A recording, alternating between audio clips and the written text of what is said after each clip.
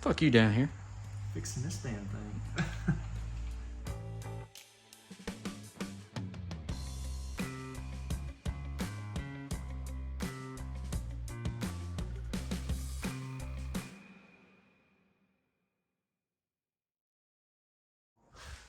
What?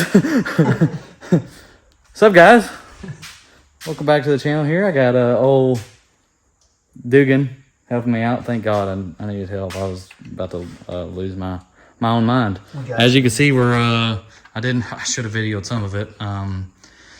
But we got the lid on. So Dugan worked his magic and got the IAT sensor tapped in the back there, as you can see. And then, of course, we put the little vacuum line fittings. Yeah, no, you're fine. We put the vacuum line fittings on yesterday.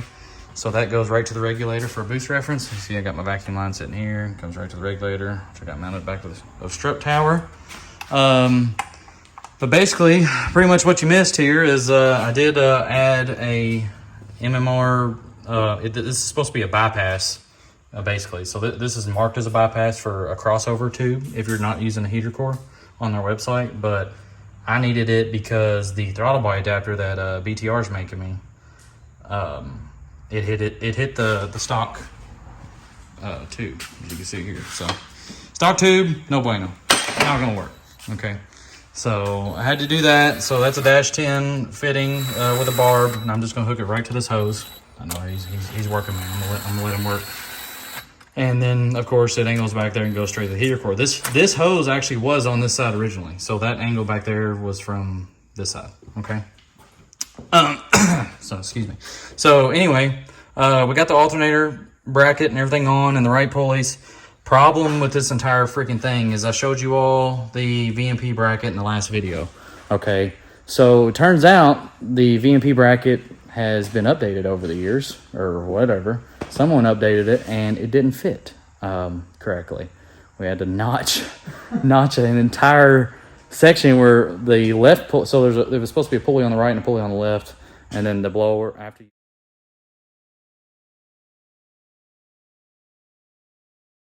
put the belt around the blower, it'd go straight down and then basically like wow off to where it was supposed to go. And that's not the case. I couldn't fit the belt in between the actual pulley and the alternator bracket bolt. Like, it was just hitting. I couldn't fit the belt in between there. So you have to notch that down. They do not include that in the instructions from Power by the Hour yet. So you definitely have to call them and pester them and try to get the right thing going. All right. Deep well 5/16. Deep well 5/16. I probably have it around here somewhere. Check the cart of tools, or maybe the toolbox in the other garage.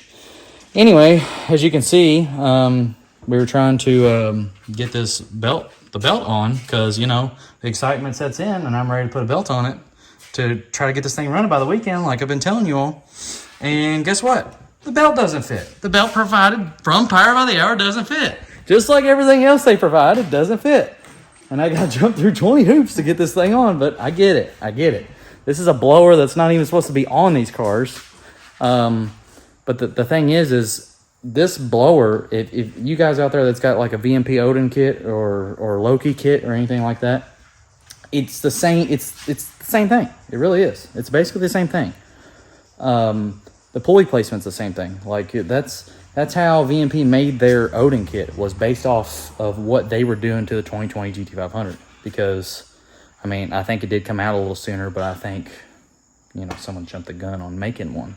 Let's just say that from what I've heard anyway. But anyway, so plan is we're going to get the fuel rails on. I'll show you that here in a little bit. And then we're going to get the intercooler for the brick inside the blower. We're going to get that back on to feed that. And then we're going to go see if we can find a belt, right, Dugan? Huge problem. What? Apparently a 5/16 is as bad as a 10mm. Oh. And it's fucking gone. And it's gone. It's gone. Okay. Well, I'll check in here in a little bit. I don't want to bore you all with mounting and, you know, everything else. So I might do a little time lapse ordeal. But we'll see y'all here in a few. Won't we, Dugan? All right. Okay, good. Yep. Good. Yep. See you here in a few. All right. Next video will be the Camaro. Yeah, there you go. All right. Be right back. putting the injectors on. Right now I'm lubing the O-rings, making sure everything, because these are used. Just making sure everything's wiped off so no debris or anything gets inside the fuel rail. Then we're gonna bolt these on. So he's got VMP fuel rails, dash 8 fittings and everything else, which he's gonna have to go and get a hex head. This is pretty much like a fuel rail pressure, so you can monitor it, but he's gonna have that blocked off. He's already got, you know, a regulator and everything else on it. So. Oh yeah. Yep. So we got the what we get on? What else we get on here? So we got the intercooler tubes on. So it's just simple, easy 2 bolts. We did call a local parts store to get us a belt. So they said they will have it first thing tomorrow. So we're gonna I'm gonna try to get that whenever I get off work. But like he was saying, these injectors are ID 1000s. I definitely did not say which other way. It's late. Got him. But I am running ID 1000s. I know they make like 1050Xs now or something. But these were, I knew the person that had them locally, so I said screw it.